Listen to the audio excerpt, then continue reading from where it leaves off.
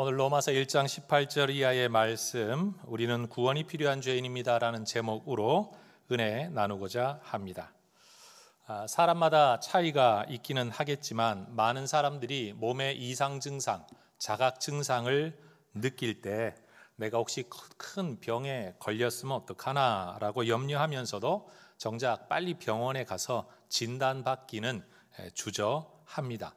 의사분들이 나쁜 분들도 아니고 병원이라는 것이 우리의 건강 회복을 위해 존재하는 유익한 기관이라는 것을 알면서도 병원, 진료, 의사라고 하면 왠지 가까이 하지 않았으면 좋겠다 싶은 마음이 우리 안에 있습니다.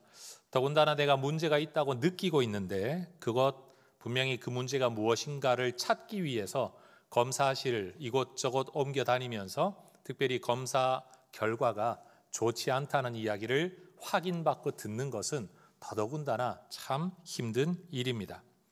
어떤 사람들은 내 병은 내가 안다라고 이야기하면서 병원 가봐야 별로 해주는 것도 없더라 그러면서 늘 진통제나 또는 자기가 살아왔던 습관에 따라서 조금씩 달래가면서 시간을 보내는 분들이 계시지만 그렇게 하다가 오히려 병을 키우는 분들도 가끔씩 있으시죠.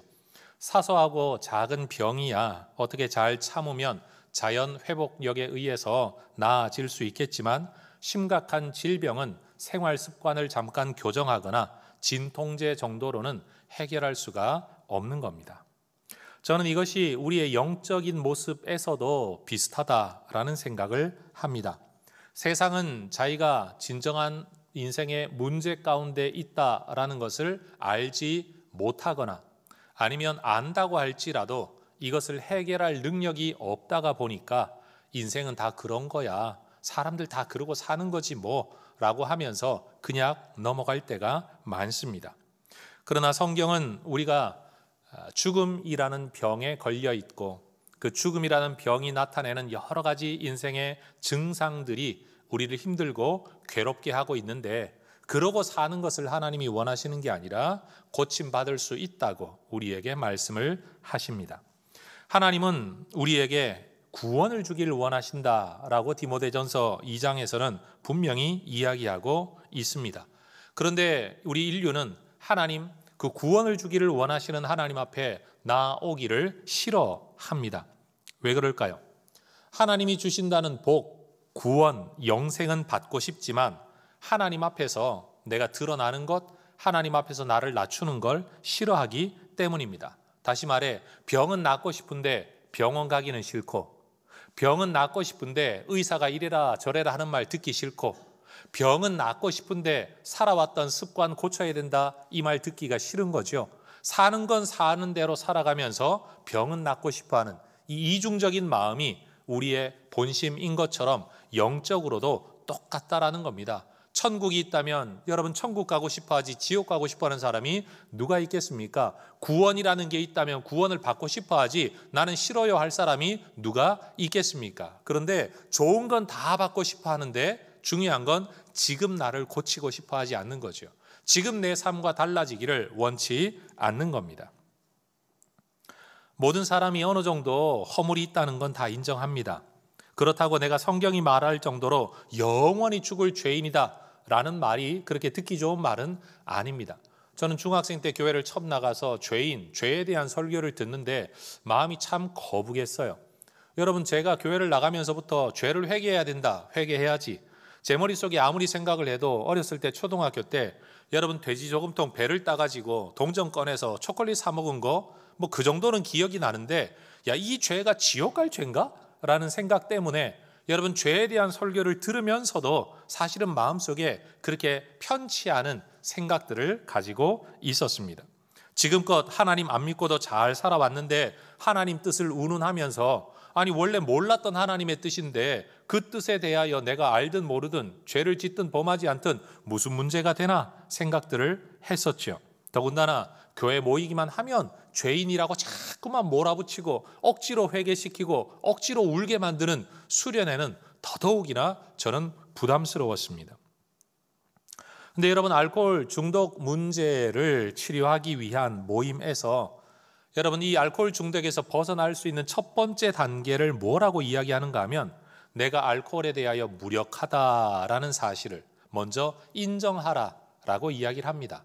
문제를 문제로 인정하는 것과 그 문제를 해결할 힘이 내 안에 없다라는 것을 인정해야 비로소 누군가의 도움을 통해서라도 이 문제를 벗어날 수 있는 첫 걸음이 시작되기 때문입니다. 자, 따라하십시다. 문제를 문제로 인정하고 문제 해결의 능력이 내게 없음을 인정해야 됩니다. 그렇습니다, 여러분. 문제를 인정하고 문제 해결의 능력이 내게 없다는 것을 인정할 때 비로소 문제 해결의 첫 걸음이 시작되는 겁니다. 경영학자였던 피터 드러커라는 분이 새로운 경제학을 위하여라는 책에서 이런 말을 남겼습니다. 현재의 일은 모두 바른 일이며 어떤 식으로든 공헌을 하고 있을 것이란 선입견은 위험하다. 오히려 지금의 일은 모두 잘못되었으며 재구성하든가 최소한 방향을 바꾸지 않으면 안 된다고 생각해야 한다. 여러분, 이거 수십 년 전에 쓴 글입니다. 이 글은 인생의 영원한 문제나 죄의 문제를 언급하기 위한 글이 절대 아닙니다. 단지 한 기업이 새로운 시대, 급변하는 시대 속에서도 이윤을 창출하는 기업으로 살아남기 위해서는 이 정도의 위기감이 필요하다라고 이야기하고 있는 겁니다. 여러분, 기업 하나가 살아남기 위해서도 그 정도의 위기감과 새로운 생각이 필요하다면 여러분, 우리가 살아왔던 인생을 다 내려놓고 새로운 삶을 살기 위한 전환점에 우리에게 필요한 생각, 얼마나 더 큰 결단이 필요하겠는가, 저는 그 말씀을 드리고 싶은 거죠. 로마서는 바울이 바로 예수 그리스도를 믿음으로만 구원을 얻을 수 있다라는 글을 써보낸 편지입니다. 그런데 바울이 아무리 복음이 능력이라고 말을 할지라도, 예수 믿어야 구원을 얻는다고 말을 할지라도 내게 왜 구원이 필요하지? 내가 왜 죄인이지? 라고 생각하는 사람에게는 아마 이 글은 별로 설득력이 없을 겁니다. 그래서 바울은 이 편지를 시작하면서 우리가 어떤 처지에 있는가라는, 다시 말해 우리가 왜 죄인인가를 설명을 해 나갑니다. 로마서 1장의 몇몇 구절을 질문과 응답에 신문 기자가 인터뷰를 하듯이 질문하고 대답하는 형태로 재구성을 하면 15절 이하의 성경 내용은 이렇게 재해석할 수가 있습니다. 바울이 말을 합니다. 나는 온 세상에, 그리고 로마에서도 그리스도의 복음을 전하기를 원합니다. 질문하기를, 왜 그 일을 원하십니까? 내가 복음을 부끄러워하지 않기 때문입니다. 질문합니다. 그러면 왜 복음을 부끄러워하지 않으시는 특별한 이유라도 있으십니까? 복음을 믿는 모든 사람에게 구원을 주시는 하나님의 능력이기 때문입니다. 그럼 어떤 점에서 복음을 능력이라고 말할 수 있습니까? 복음에는 죄인을 의롭다 하시는 하나님의 의가 담겨 있기 때문입니다. 아니, 우리한테 왜 하나님의 의가 필요하지요? 우리는 하나님의 진노를 받을 수밖에 없는 형편에 처해 있기 때문입니다. 그러면 지금 당신이 하려고 하는 말을 한 문장으로 한번 정리를 해줘 보십시오. 그럼 바울이 이렇게 말을 할 겁니다. 인류는 하나님의 진노 아래 놓여 있기 때문에 구원이 필요하고 그 구원은 복음을 믿음으로만 얻게 됩니다. 바울이 하려고 하는 말이 바로 이것입니다. 그러면서 오늘 본문 18절에서 우리 인간이 어떤 형편이 있는가를 이렇게 설명하죠. 하나님의 진노가 불의로 진리를 막는 사람들의 모든 경건하지 않음과 불의에 대하여 하늘로부터 나타난다라고 말합니다. 하나님의 진노가 하늘로부터 인간 세상에 주어진다. 그 인간 세상에는 어떤 일이 있기 때문에 그러냐? 불의로 진리를 막는 사람들 때문이다. 그러면 그들의 불의는 뭐냐?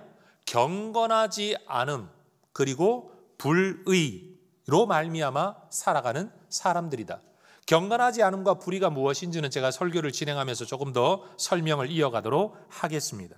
우리에게 구원이 필요한 이유는 모든 인류가 경건하지 않음에 빠져 있기 때문이고, 그로 인한 불의라는 행위적 죄악에 빠져 있기 때문입니다. 그 결과 우리는 하나님의 진노를 받을 수밖에 없다라는 거지요. 사람들은 이렇게 질문할 때가 있습니다. 사람들이 만약 하나님을 제대로 알았다면 경건치 않음과 불의 가운데 살지 않았을 겁니다. 하나님이 자기가 살아계시다는 걸 제대로 보여주고 알려주셨더라면 사람들이 하나님을 오히려 섬기지 않았을까요? 보여주지도 않고 사람들에게 진노하시는 것은 뭔가 불공정한 거 아닙니까? 라는 질문을 할 수가 있겠죠. 때때로 우리는 믿지 않는 분들과 대화를 나눌 때 이런 말들, 질문들을 들을 때가 있습니다.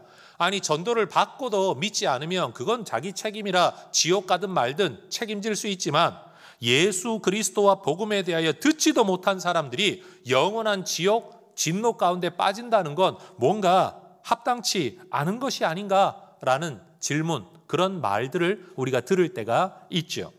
바울은요, 이런 의문에 대하여 이미 2000년 전에 로마서라는 편지에 이미 그 해답을 기록해 놓고 있습니다. 19절 이하 한번 보십시오. 이는 하나님을 알만한 것이 그들 속에 보임이라. 하나님께서 이를 그들에게 보이셨느니라. 창세로부터 그의 보이지 아니하는 것들 곧 하나님의 영원한 능력과 신성이 하나님이 만드신 만물에 분명히 보여 알려졌나니 그러므로 그들 사람들이 핑계하지 못할지니라. 우리는 사람들이 구원에 이르지 못하는 이유, 책임을 하나님에게서 찾고 있죠. 알려주셔야, 보여주셔야 믿을 것 아닙니까? 안 보여주신 당신 탓입니다. 나는 잘못 없습니다. 인간들은 다 이렇게 반응을 하고 있는데 바울은 오히려 하나님께서는 이미 하실 일을 다 하셨다, 보여줄 거 다 보여주셨다, 그런데도 너희들이 믿지 않고 인정하지 않는 거다라고 지금 이야기를 하고 있는 거예요. 여러분, 하나님이 자신을 세상에 드러내신 계시에는 오늘 19절과 20절에 아주 중요한 표현 3가지가 등장합니다. 한번 따라해 보시겠습니까? 그들 속에, 그들에게, 만물에. 한 번만 더 하겠습니다. 그들 속에, 그들에게, 만물에. 여러분, 19절과 20절에 바로 그런 표현들이 나타나요. 하나님께서 그들 속에 하나님 자신을 선언하셨다. 매니페스토. 여러분, 하나님께서 자신을 선언하시고 드러내셨다라는 겁니다. 그리고 그들에게, unto them, 그들에게 하나님께서 나타내셨다. 그리고 만물 안에 하나님께서 자신을 나타내셨다는 겁니다. 이 계시는 분명히 볼 수 있고 알 수 있고 이해할 수 있는 것이었습니다. 그 계시는 창조 이후로 지금까지 전 지구와 전 우주 안에 계속 존재하고 있습니다. 이 계시는 하나님의 영원한 능력과 신성을, 하나님이 계시다는 것을, 그 하나님이 얼마나 대단한 능력을 가진 분인가를, 그 하나님이 얼마나 대단한 지혜를 가진 분인가를 우리에게 보여주고 있습니다. 비록 인류가 타락하기는 했지만 인간에게는 지성이 남아있죠. 인간이 타락하긴 했지만 인간에게는 양심이라는 것이 남아있습니다. 지성과 도덕성이 남아있다라는 말입니다. 하나님의 형상이 훼손되기는 했지만 인간 안에는 분명 이것을 알아볼 만한 능력이 있다라는 겁니다. 일반적인 사회에서는 인간이 단세포로부터 시작하여서 지혜로운 존재로 진화했다라고 이야기를 하지만 성경은 반대입니다. 완전한 지혜 가운데 창조된 인간이 죄와 타락으로 말미암아 이 지혜가 어두워졌다, 미련해졌다, 이렇게 말을 합니다. 우리는 은연중에 옛날 사람들은 다 바보 같은 사람, 어리석은 사람, 우리보다 지능이 떨어지는 사람이라고 생각을 하지만 성경은 절대 그렇게 말하지 않습니다. 예를 들어 창세기를 보면 하나님께서 짐승들을 아담 앞으로 끌어올 때에 아담은요, 그 짐승을 보는 순간 직관적으로 이 짐승의 특징을 다 알고 그 짐승의 이름을 붙여 나갑니다. 우리는 연구하고 배워도 알지 못하는데 아담은 직관적으로 알았다라는 말이에요. 이게 하나님이 인간에게 주셨던 놀라운 지혜였습니다. 지금 우리는 이 지혜를 상실했지요. 그러니 여러분, 하나님께서 인간 세상 가운데 이미 하나님을 알만한 모든 것들을 보여주고 계신데도 불구하고 사람들은 의도적으로 진리를 외면하고 있다라고 말씀하고 계신 겁니다. 모르는 게 아니라 모르고 싶어 하는 거죠. 여러분, 제가 30대 초반에 미국에서 사역을 하느라고 미국 생활을 잠시 한 적이 있습니다. 그런데 이민 초창기에 저는 한국의 교통법규에 익숙해서 그 나라의 면허증을 따기는 했지만 제 습성과 사고방식 속에는 교통법규 별로 다른 게 없고 운전석 위치도 똑같고 대부분의 벽기가 동일하니까 그저 한국 습성으로 그냥 운전을 많이 했습니다. 어느 날 가족들을 다 태우고 교차로에서 지나는 사람 아무도 없어서 우회전을 아주 자신 있게 했죠. 그랬더니 어디서 나타났나? 우리들의 경찰차가 뒤를 따라오면서 차를 세우라는 거예요. 여러분, 권총을 찬 경찰이, 또 미국 경찰들은요, 도너츠만 먹어가지고 배가 도너츠만 해요. 얼마나 등치가 큰지 와가지고 손가락으로 까딱까딱 면허증 하는데 우리 아이들 셋이 뒷자리에 앉아가지고 우리 아버지 잡혀가는 거 아닌가 울고불고 난리가 났어요. 딱지를 끊었죠. 도대체 뭐 때문이냐? 네가 신호를 위반했다. 나 신호 위반한 적 없다. 너 위반했다. 뭐냐? 너 저 사인 못 봤냐? 빨간불에는 우회전 금지, No turn on red. 한국에서는 본 적도 없는 표지판이 있다는 거예요. 나중에 딱지 끊고 가보니까 진짜 표지판이 거기 서 있더라고요. 문제는 표지판은 있었는데 내가 그 표지판을 몰랐다는 거예요. 그리고 무시했다는 거예요. 왜? 나는 내 생각에 사로잡혀, 내 습관에 사로잡혀, 나의 지식의 한계로, 나의 무지함으로 하나님의 사인을 못 알아본 것처럼, 저는 이것이 우리 인생이 살아가는 모습이라고 생각을 합니다. 우리는 우리 행동에 자유가 있습니다. 그런데 그 자유에는 항상 책임도 뒤따라야 합니다. 세상에 나타나 있는 하나님의 영광을 보지 못했다라고 말할 수는 있죠. 그러나 하나님은 보여주셨습니다. 그러면 마지막 책임은 누가 져야 되는 겁니까? 못 본 내가 지는 겁니다. 왜요? 표지판은 분명히 서 있었으니까요. 바울이 오늘 우리에게 하려고 하는 말이 그겁니다. 하나님은 창조 때부터 자신을 인간 세계 안에 계시해 오셨기 때문에 어떤 사람도 핑계할 수 없다라는 겁니다. 하나님의 진노가 가능한 이유가 뭐냐? 하나님이 보여줄 만큼 다 보여주셨다. 이것이 전제라는 겁니다. 오히려 사람들이 보지 않으려고 하고 보았더라도 거역하고 거부했을 뿐이라는 겁니다. 오죽하면 우리나라 사람들도 여러분 조물주라는 말을 쓰겠습니까? 왜 그런 말을 썼을까요? 누가 가르쳤을까요? 성경대로 말한 거 아니지 않습니까? 세상을 보면 이게 저절로 생겨날 수 없는 거다. 누군가가 만들었으니까 이렇게 되지. 이렇게 정교할 수가 있나? 인식이 여러분 우리나라 옛날 사람들에게도 있었기 때문에 여러분 전지전능한 어떤 신적 존재를 일컬어 조물주라고 이야기를 하는 거예요. 여러분 조물주라는 한자 모르십니까? 반응이 전혀 없으시네요. 어떤 존재하는 물체, 물건을 만들조차 한 주인, 조물주요. 여러분 유대인들은 모세 율법을 받았죠. 그 율법을 받음으로써 율법에 근거해 그들은 평가를 받았습니다. 다시 말해 율법 계시를 받음으로 율법 계시에 대한 책임을 져야 했습니다. 이방인들, 유대인들이 아닌 사람은요 이미 창조 세계라는 하나님의 계시에 대한 책임을 져야 하는 겁니다. 유대인들은 율법을 거부했기 때문에 여러분 진노 가운데 들어간다면 여러분 우리 모든 인류는요 하나님의 창조 계시를 거부했기 때문에 하나님의 진노 안에 있다 말할 수 있습니다. 여러분 이런 생각 한번 해보십시오. 인간이 정말 신 또는 하나님을 완전히 알 수 없는 존재, 나는 정말 몰랐어요 라고 말을 하려면 전 세계 어떤 대륙, 어떤 종족, 어떤 시대에라도 거기에는 종교가 존재하지 않아야 됩니다. 왜요? 정말 몰랐으니까. 그런데 반대로 어떤 시대이든 어떤 지역이든 어떤 세대이든 항상 거기에는 모양은 다르지만 어떤 신에 대한 인식과 종교 행위가 존재했습니다. 이유가 뭘까요? 신인식이 있었기 때문입니다. 하나님에 대한 개념이 있었기 때문이라는 사실입니다.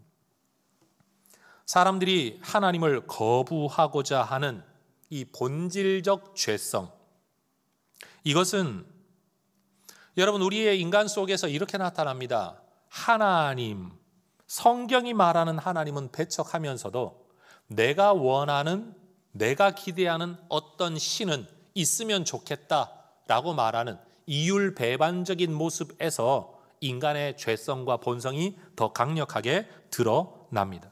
다시 말해 내가 능력이 없기 때문에 나를 도와줄 누군가가 있으면 좋겠다라고 하지만 정작 그 존재가 내 삶을 관여하는 건 싫은 거예요. 우리 하나님도 여러분 교회 다니는 분들도 그럴지 모릅니다. 내가 원하는 기도는 들어주는 하나님을 원하지만 내 삶을 이래라 저래라 하는 하나님은 싫은 거죠. 기도에서 응답받는 건 좋지만 성경 말씀 배우는 건 싫어하는 습성을 여러분 우리 그리스도인들도 가지고 있을 수 있다라는 겁니다. 이 땅에 존재하는 모든 종교와 모든 우상은 인간 내면에 담겨있는 신인식의 발로일 뿐만 아니라 동시에 내가 원하는 신을 만들어서 내가 원하는 신의 도움만 받고자 하는 그것은요 종교 안에 표현되어지는 인간의 죄성이라는 겁니다. 그래서 여러분 종교성 안에도 죄성이 있는 겁니다. 종교성은 거룩한 것이다? 아니요, 종교성 안에 죄성이 있다라는 말입니다. 여러분 성경을 보면 에덴 동산에서 아담에게는 어떤 일이든 가능했습니다. 무엇이든 먹을 수 있었습니다. 어디든 갈 수 있었습니다. 어떤 일이든 할 수 있었습니다. 다만 딱 한 가지 선악을 알게 하는 나무의 열매는 먹지 마라 말씀하셨습니다. 그러면 여러분 그가 가지고 있었던 자유가 얼마나 큰 것입니까? 그런데 그 큰 자유에 비하여 딱 한 가지 금했는데 아담의 마음속에 이거 하나마저도 내가 극복하기를 원한다. 넘어서기를 원한다.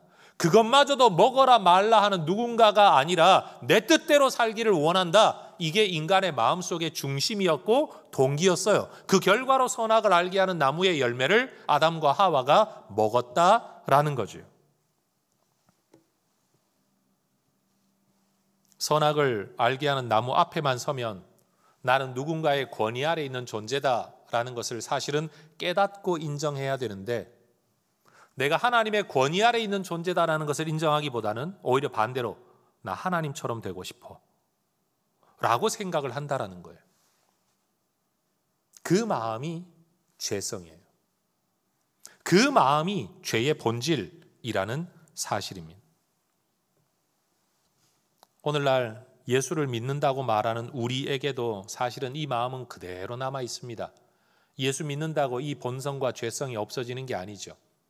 교회를 다니면서도 우리는 그렇게 말을 잘합니다. 성경 가르치는 내용대로 살기 힘들다. 이렇게 살아서야 세상 살 수나 있겠나.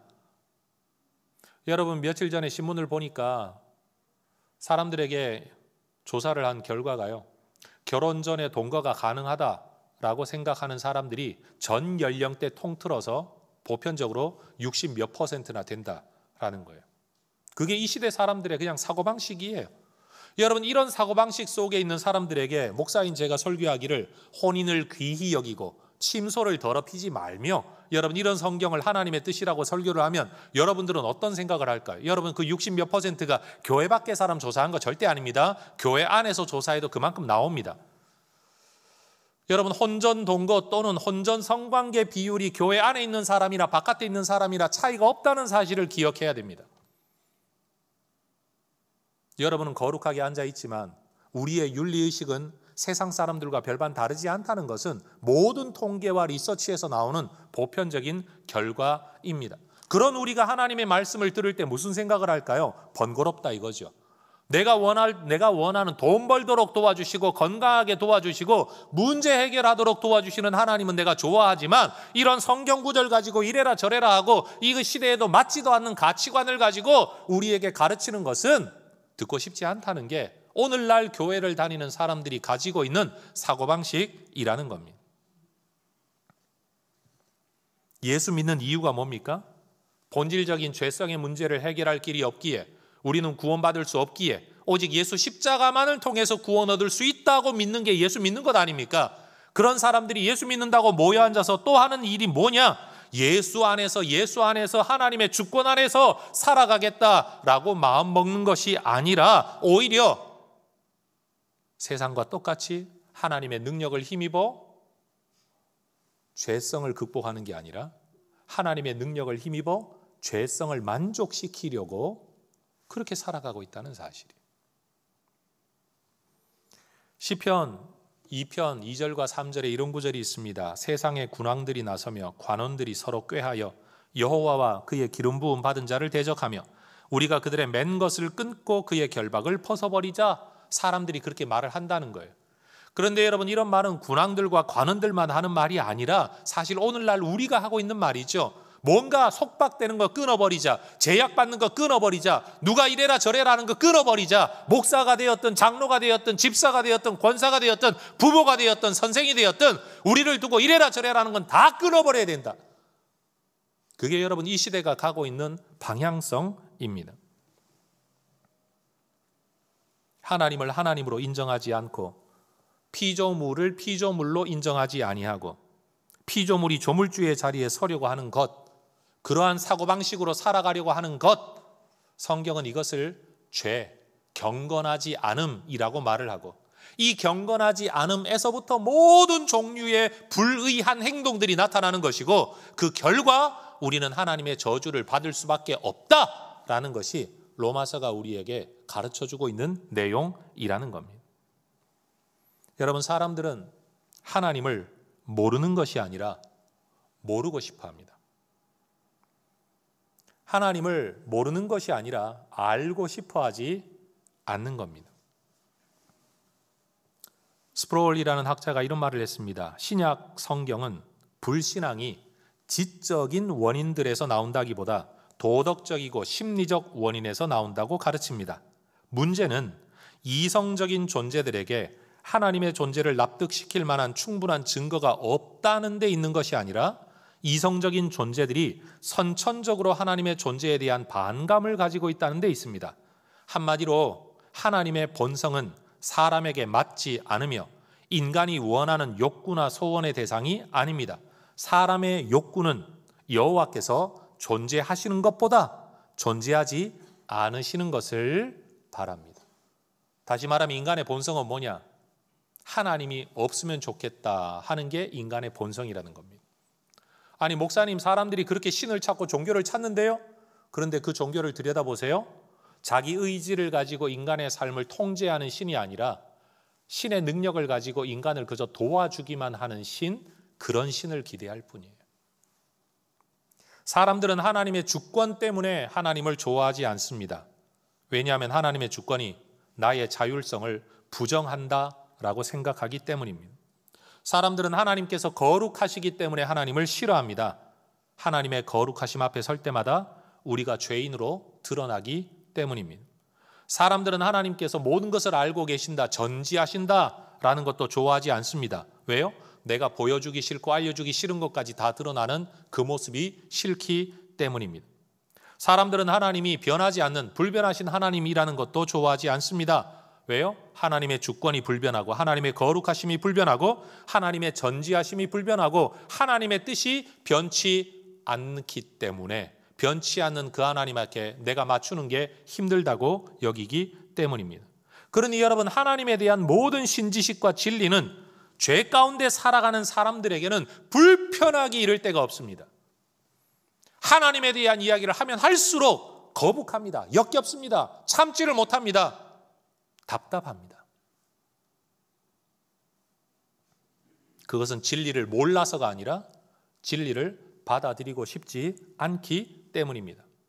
그런데 여러분, 정말로 하나님을 인정하는 사람, 그의 하나님을 믿고자 하는 사람들에게 하나님에 대한 모든 이야기는 기쁨이 됩니다. 소망이 됩니다. 위로가 됩니다. 바로 그거예요. 그 차이예요. 그게 믿음이라는 거예요. 교회를 몇 년을 다녔느냐, 교회를 위해 무슨 일을 많이 했느냐, 그게 아니라 하나님에 대한 이야기를 들을 때 그게 내게 위로가 되느냐, 소망이 되느냐, 기쁨이 되느냐, 아니면 불편함이 되느냐, 역겨움이 되느냐, 거부감이 드느냐, 그 태도의 차이가 믿음이라는 사실입니다. 그래서 제가 여러분에게 늘 말씀드리잖아요. 믿음은 태도입니다. 믿음은 태도예요.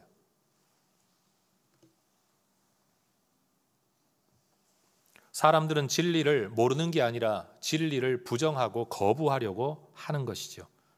진리를 진리라고 말하는 순간 내가 진리에 속해 있지 않다는 것이 너무나도 명확해지기 때문입니다. 그래서 예수님도 이런 말씀하셨습니다. 요한복음 3장 20절, 악을 행하는 자마다 빛을 미워하여 빛으로 오지 아니하나니 이는 그 행위가 드러날까 함이요. 그래서 여러분, 악을 행하는 사람들은 끊임없이 숨기려고 합니다. 드러내려고 하지 않습니다. 빛을 가까이 하지 않습니다. 여러분, 우리가 거룩하다, 예수 믿는 사람들이 성도, 거룩한 무리가 되었다라고 말할 때는 여러분, 우리의 윤리적, 도덕적 수준이 거룩해졌다는 걸 의미하는 게 아니라 예수 피로 씻김을 받았다라는 의미에서 우리는 성도일 뿐이죠. 그리고는 거룩한 그 하나님 앞에 하나님의 백성됨으로 우리는 거룩함을 얻게 되는 겁니다. 그럼 여러분, 인정하지 않는 사람과 인정하는 사람의 차이가 뭡니까 도대체? 결국 예수를 받아들이느냐 받아들이지 않느냐, 그 차이밖에 없다라는 겁니다. 여러분, 누군가가 내 존재 가치를 있는 그대로 인정해 주지 않으면 우리는 무시당했다라는 말을 합니다. 그렇죠? 내가 배운 거 무시하고, 아니면 가진 거 무시하고, 지위를 무시하고, 인격을 무시할 때 여러분, 이 기분 나쁘죠. 그런데 여러분, 돌려서 한번 생각해 보십시오. 저는 우리 인류가 하나님을 무시하고 있다라고 말하고 싶습니다. 왜요? 하나님의 창조주 되심을 인정하지 않으니까. 하나님의 조물주 되심을 인정하지 않는 거죠. 하나님이 절대 주권자임을 인정하지 않는 거예요. 이집트에서 종살이 하다가 끌려 나와서 하나님의 구원을 받은 이스라엘 백성들이 광야에서 내가 원하는 필요가 채워지지 않으니까 이런 말을 합니다. 하나님이 광야에서 우리를 죽이시려고, 우리를 미워하셔서 우리를 이곳에 끌어내어 여기서 죽게 하신다라고 말을 합니다. 하나님을 곡해하는 거죠. 얼마나 큰 하나님에 대한 무시입니까? 그런데 오늘 우리가 그러고 살아가고 있다는 겁니다. 내 삶에 조금만 어려움이 와도 하나님의 주권과 하나님의 계획, 하나님의 섭리를 무시합니다. 마치 하나님은 아무 생각도 없어서 이런 일을 하시는 것처럼, 하나님이 나를 사랑하지 않아서 그런 거 아닙니까? 라고 하나님을 자꾸만 공격하고 비난합니다. 하나님이 좋은 뜻과 계획을 가지고 비록 어려운 굴곡을 지나더라도 끝끝내 좋은 일을 이루실 하나님에 대한 믿음이 우리 안에 없는 거죠. 여러분, 그게 하나님을 무시하는 거죠.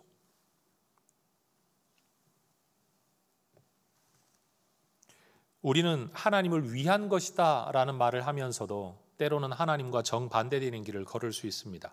가장 분명한 증거가 바울이라는 사람의 삶 아닙니까? 그런 이것이 하나님을 위한 일이라 라는 확신을 가지고 다른 사람을 죽이기까지, 여러분, 웬만한 확신이 있으면 사람 죽일 수 없는 것 아닙니까? 그런데도 그는 옳은 일을 한다고 여겼습니다. 그런데 어느 날 예수님을 만나니 예수님이 뭐라고 말씀하십니까? 네가 왜 나를 박해하느냐? 하나님을 위한 일이라고 믿고 확신을 가지고 no turn on red인데도 우회전을 자신 있게 했는데 그게 불법이라는 것을 뒤늦게 알게 되었다라는 겁니다. 오늘 교회 안에 있는 우리도 마찬가지일 수 있습니다.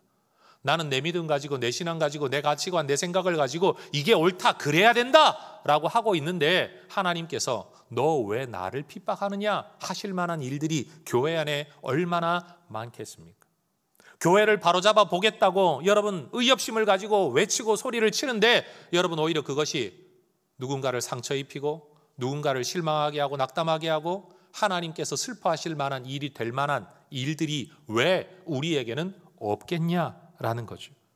사실은 사도 바울도 자기의 죄로 인한 무지함, 어두워짐 때문에 자기 확신, 자기 지식이 오히려 죄로 인한 무지함으로 덮여져서 여러분 자기에게 속고 살았던 거죠. 이게 하나님을 위한 삶이다 확신했는데 알고 보니 그게 아니었던 것처럼 말입니다. 저는 교회 안에 들어와 있는 우리, 예수를 믿는다고 말하는 우리도 이러한 무지함과 어리석음 속에 살아갈 수 있다는 가능성을 이야기하고 싶은 겁니다. 모든 인류가 하나님의 저주 아래 살아가는 것은 우연한 실수가 아니라 의도적이고 지속적인 반역의 결과입니다. 그리고 우리는 바로 그러한 반역의 습성을 우리 안에 품고 있는 존재들입니다. 예수를 믿는다고 말하지만, 예배도 잘 참석하고 있지만 여전히 우리에게는 이 반역의 습성이 남아 있습니다. 그 증상이 어떤 것들입니까? 사랑해서 결혼을 했는데도 불구하고 여러분 여전히 내가 중심이죠. 내 감정이 중심이고 내 지식이 중심이고 내 의지가 중심이라 상대방이 나한테 무조건 굴복하는 걸 좋아하지, 여러분 내가 지는 거 좋아하는 사람 아무도 없습니다. 사랑함에도 불구하고 지는 거 좋아하는 사람 아무도 없습니다. 여러분, 이 세상에는 하나님의 존재를 드러내어 놓고 부정하는 사람들이 있습니다. 저는 이런 사람들을 두고 이런 표현을 쓰죠. 신학적, 철학적, 선언적 무신론자들. 그런데 여러분, 저는 최소한 그런 사람들하고 만날 일은 별로 없는 교회 안에서 살아가는 사람 아닙니까? 그런데 교회 안에서 보니까요, 선언적으로는 철학적으로는 신학적으로는 유신론자인데 실천적인 무신론자들을 많이 만나게 됩니다. 입으로는 고백을 합니다. 찬송 부릅니다. 예배도 드립니다. 헌금도 합니다. 교회 봉사 다 합니다. 그런데 그 살아가는 모습 속에서 여러분, 곳곳에서 묻어나는 하나님의 주권을 인정하지 않는, 하나님의 뜻을 앞세우지 않는, 내 감정과 내 생각이 여전히 제일 우선되는 바로 실천적 무신론자적 삶을 제 안에서도 발견하고 저와 함께 살아가는 여러분 안에서도 제가 발견하게 된다라는 겁니다. 이것이 바로 예수 믿는다라고 말하는 우리에게 여전히 예수가 필요한 이유입니다. 여러분, 세례받을 때만 예수가 필요한 게 절대 아닙니다. 여러분, 예수 믿는다고 고백하고 나면 그 다음부터는 내가 의로운 수준 도달, 윤리적 수준에 도달을 해서 구원이 완성되는 게 절대 아니라는 겁니다. 예수를 몇십 년을 믿든 아무리 신학적 박사가 되든 아무리 많은 교회를 짓고 선교적 일에 헌신을 했다고 할지라도 여전히 우리는 해결할 수 없는 인간의 죄성 안에 있는 존재라서 여러분, 결국 예수 십자가 그 바지가랭이를 붙들지 않으면 우리는 구원을 얻을 수 없는 존재라는 사실입니다. 전 우리 혜성교회 성도들이 바로 이 예수님을 더 사랑하게 되기를 주의 이름으로 축원합니다. 예수 십자가의 은혜 말고는 이 본성의 문제를 해결할 길이 없습니다. 덮을 길이 없습니다. 노력한다고 해결되는 게 아닙니다. 노력해서 될 만하면 예수님이 왜 죽으셨겠어요? 여러분, 교육에서 될 것 같으면 여러분 왜 예수님이 십자가에 굳이 죽으셔야 했겠습니까? 여러분 생각해 보십시오. 만약 여러분 주변에 자기가 환자이다 또는 환자의 증세를 나타내고 있다는 걸 알면서도 의사에게 가지 않고 자기 처방을 고집하는 사람들이 있다면 여러분 그 사람에게 뭐라고 말씀해 주시겠어요? 야, 너 그러다 죽는다. 그러다 큰일 난다. 죽는 너만 걱정이 아니라 네 처자식을 생각을 해라. 이런 말을 할 거 아닙니까? 여러분, 신앙도 마찬가지입니다. 자기가 죄의 증상 속에 있다는 것을 자각하면서도 구원자이신 예수님께 나아가지 않고 하나님께 나아가지 않는 사람들에게 우리가 해야 할 말이 뭡니까? 그러다 죽는다. 너 그러다 진짜 저주 안에 살아간다. 영원한 벌이 너에게 다가오게 될 거다. 사실은 우리가 그 이야기를 해야 하는 겁니다. 여러분, 우리에게는 구원이 필요합니다. 왜? 우리에게 죄가 있기 때문입니다. 아니 목사님, 내가 무슨 죄를 지었다고 그래요? 우리 안에 하나님을 인정하기 싫은 가장 본질적인 죄를 우리가 오늘도 품고 살아가고 있기 때문입니다. 목사님, 나 예수 믿어요. 여러분, 예수 믿는데요, 예수 믿으면서도 여전히 그 죄를 범하고 있는 우리 자신을 우리는 인정해야 합니다. 십자가 앞에 머리 숙이고 복음 앞에 머리 숙이고 자기의 죄성 앞에 자복할 줄 아는 여러분, 저는 이것이 예수 믿는 자의 삶이 되기를 소망합니다. 우리가 정말로 전해야 될 건 교회도 아니고 건물도 아니고 목사도 아니고 오직 예수님입니다. 십자가 외에는 자랑할 것이 없습니다. 아무리 훌륭한 사람의 속을 들어가 보아도 오늘 본문이 말한 저주받을 수밖에 없는 인간의 죄성과 본성이 들어있는, 사람 배 갈라보면 똥밖에 안 나온다. 옛날 어른들이 그 말씀하셨는데요, 사람의 속 갈라보면 죄성밖에 안 나오는 게 그게 인간의 본질이에요. 그런 우리에게 여러분, 우리가 하나로 모일 수 있는 이유는 단 하나밖에 없죠. 예수를 믿는다는 것 하나. 은혜, 바로 십자가의 구원의 은혜, 그거밖에는 없는 겁니다. 세상은 죄인이라는 단어를 이야기하면요, 곧장 처벌이라는 것이 따라오니까 죄인이라는 말을 굉장히 부정적으로 생각을 합니다. 그러나 성경에서는요, 죄인이라는 말 뒤에 뭐가 따라오는가 하면 하나님의 은혜가 따라와요. 죄인임을 인정하는 사람, 자복하는 사람에게는 은혜가 따라오고 구원이 따라온다는 거예요. 그래서 여러분, 예수 믿는 사람들에게는 죄인이라는 고백이 부끄러움의 고백이 아니라 오히려 하나님의 은혜 안에 들어가는 비밀한 길이 되는 거예요. 그래서 교인들 입에는 죄인이라는 말이 입에 붙어 있는 이유가 뭐냐? 부끄러우면 누가 그 말을 하겠어요? 부끄러운 게 아니라 오히려 그것이 은혜의 길이고 구원의 길이고 하늘의 복을 누리는 길이라고 믿기 때문에 그 말을 하는 것 아니겠습니까? 여러분, 우리 모두가 이 믿음의 길에서 죄인이지만 하나님의 백성의 길에서 우리 예수님 십자가 붙들고 하나님만 예배하는, 세상의 신을 섬기는 자가 아니라 내 배를 채우는 능력 있는 신을 구하는 자들이 아니라 하나님의 뜻을 따라 그 생명의 길을 걸어가기로 결심한 진짜 그리스도인의 사람들 되시기를 주의 이름으로 축원합니다. 기도하겠습니다.